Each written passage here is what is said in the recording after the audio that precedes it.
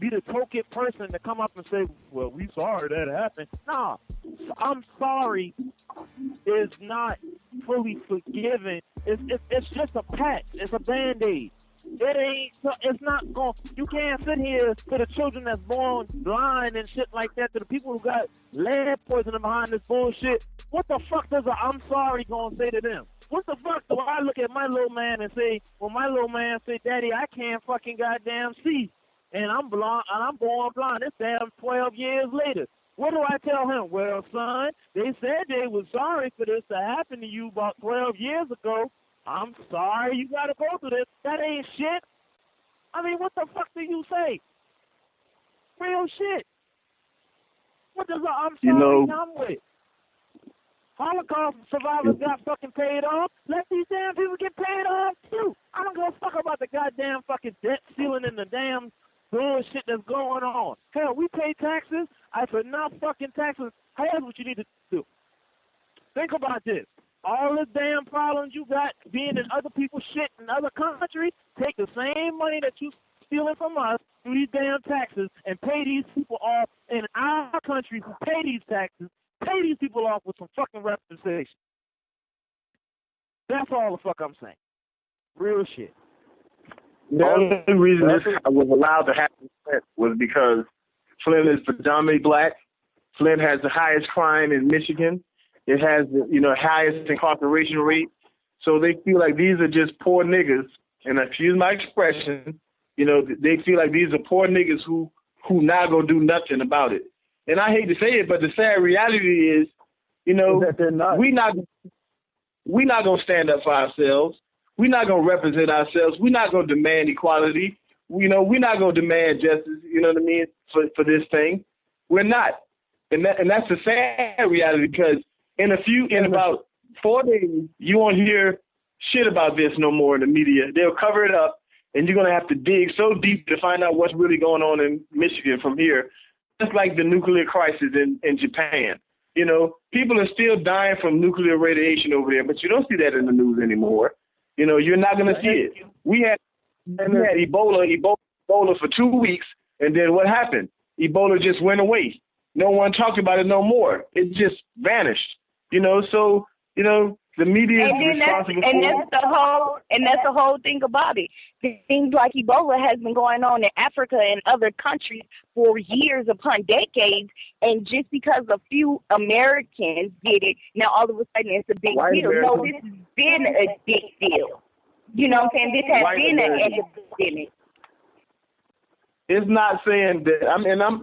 I'm not saying white people are at fault, but I'm saying, these leaders, these rich politicians that have this white supremacy attitude. And like I said, I have 2 mixed kids, so I ain't racist by any stretch of the part. I don't call my kids black. I say they white and they black. You know what I mean? I don't do that. You know what I mean? So they got the best parts of each of both worlds. That's what I say.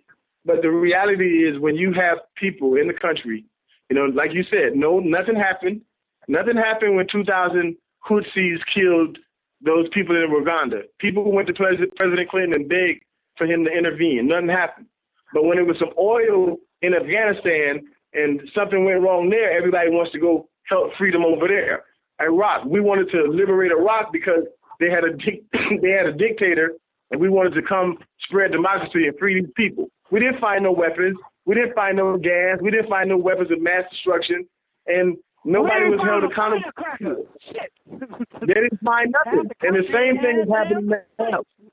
The people in Flint are suffering, and nobody's going to care, because no one's going to care, because in about 4 days, mark my words, in about 4 days you won't hear nothing about Flint, Michigan, because the media wants everybody, they get the rating, and the importance of the story leaves shortly after, because no one wants to hear about it no more. That's the way we built for ourselves. And it's sad, because we got enough black billionaires and millionaires that can fix that problem in Flint, Michigan, but they won't get involved. Nobody wants to lose money on something like that.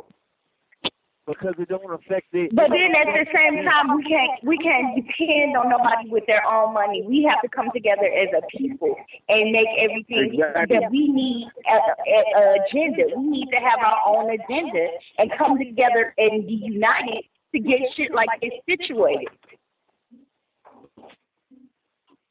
I mean, it's a lot of things, you know what I'm saying? But to wrap it all up, I'm going to let y'all know this right here. People, we got to start this.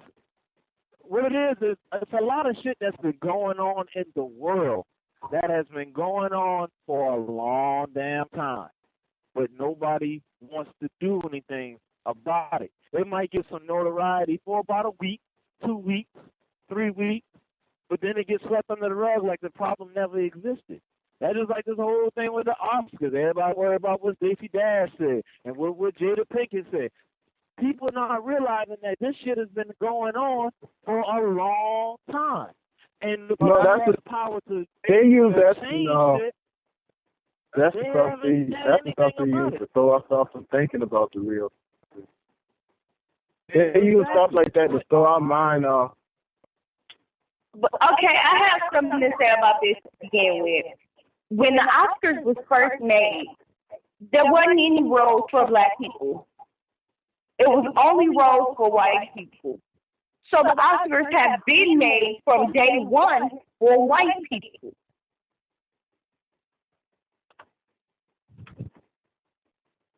I mean, it's like this. We've integrated it into society through different awards, different stations, and everything.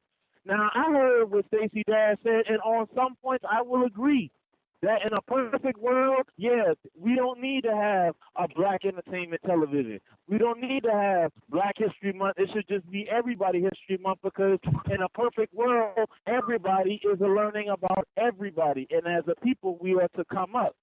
But where I don't agree is that ain't the world that we live in today. You know what I'm saying?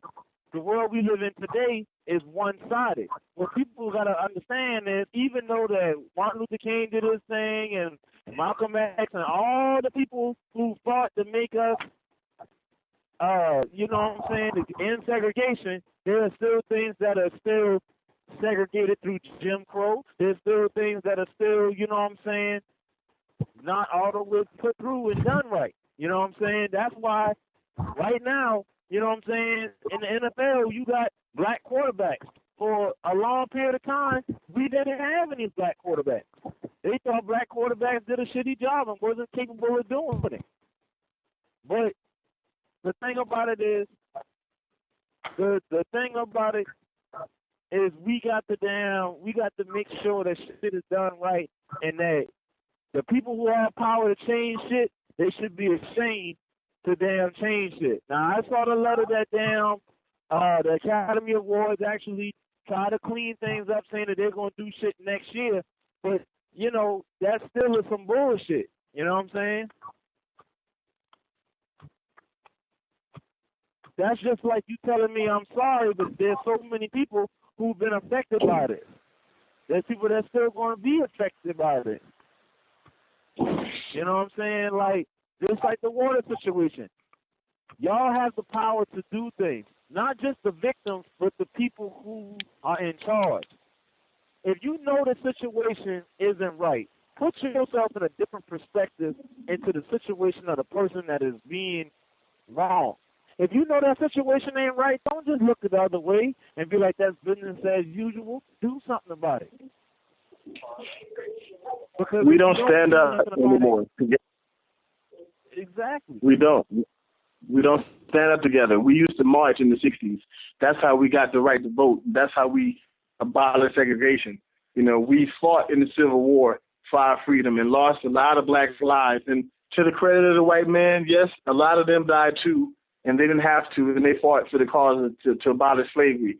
So we do understand that, you know what I mean? And hats off to those that fought and lost people, their ancestors. But the reality is we don't stand up for ourselves. We don't unite, because it's a system of make the individual worry so much about his problems that he don't have time to stand with anybody in theirs. And that's our mentality. In the South, when I was growing up, I knew my neighbor. My neighbor knew me. He knew my dad, my uncle, my cousin. So if I was doing something wrong, they was able to say, hey, I seen such and such nephew or such and such grandboy doing this and this, and community helped to instill morals and camaraderie in the neighborhood. You don't have that anymore. And so when you don't have that, it's a divide and conquer tactic. Because we don't stand up for ourselves, because we won't demand it on a big scale. So what? You can get 1 million men to come to Washington. But after you get them to come to Washington, what you going to do? Talk to them for 3 days and then send them back home in the same condition they've been? I mean, until we get it right, until we're willing to die for this, we ain't going to see no justice. We ain't going to see no equality, and we're not going to see any change. I don't care who runs for president, or who wins the presidency. We have a problem in this country about how we are treated. This water contamination situation should have never came about. There's too much scientific technology available for this to be avoided. You know what I mean? It's too much. You know what I mean? And until we stand up for it and demand it, it ain't going to happen. I hate to say it, but, we're a militant country. We go in and we take what we want, regardless of who wants to admit it. But since we came into this nation fighting, and we'll go out of this nation fighting. We have had wars ever since. Every president has a war from the 60s on to now. We've been fighting some kind of war. If it was the war on drugs, from the war on terror to the war for this, a war for democracy, a war. I mean, it's been war. We killed all the Indians. We enslaved the Indians. We took all them lands, stuck them in we've been bullies and we've been takers all of our existence in this country. And so, of course, the black man is still oppressed.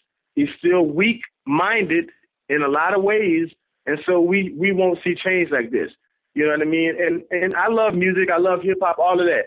But the most things we listen to and the things that we put in our ear are about drug sales or about, stupid bitches and I can fuck your girl and all of this other stuff. And we don't really have the culture necessary to implement change in this time. It has to be, it goes beyond the water situation. It goes to the root of the people in these cities, in these poor cities, in these predominantly black cities that go through these kind of things. No one stood up for the tragedy in New Orleans. No one paid for that. You know what I mean? No one paid for not responding to the needs of African-American people on a mass scale like that. And so no one will pay in this situation. You know what I mean? It's gonna happen. It has to be a great civil unrest for us to make a change. We have to do more than just march. You know what I mean? We have to establish ourselves in this country as leaders, and we have to get our culture back on track. We used to have respect for old people. We did this to ourselves. You know what I mean? We have to have respect for each other. We don't have that. We have to have brotherly love like we used to have in the 60s when we had a foot on our throat. Renaissance. It takes, You know what I mean? Until we get back to that, we're not going to see no change no matter what we put on the radio or what we say, because it'll be 200 people marching in Flint today and no one will hear about it tomorrow. And we have to make our own media source and our own news. Like you said, I agree. It shouldn't be a black entertainment television, but if it's not, BET used to be different. BET had the black colleges on when I was young. They were promoting black college, black unity, you know what I mean, black independence, all of this type of stuff. They don't promote that. Hell, Eminem won the best rapper in 2008 on BET. How the hell that happened? You know what I mean? So I'm just being real. Until we do more with our intellect and with our money and our resources, we're not going to see any change. This is going to blow over. The people will still be dying and being contaminated and getting lead poisoning from all this other stuff that's going on in Flint. And we'll move on to the next subject without resolving the first one. And furthermore, I got two things I want to go ahead and do. Number one, I'm going to respond to this email that I got a couple of months ago because I had to think this shit over. Understand, Mr. White Supremacist, let me reflect to your world real quick and enlighten you. Number one, to be a supremacist is to be something that is independent. not dependent on other cultures or races.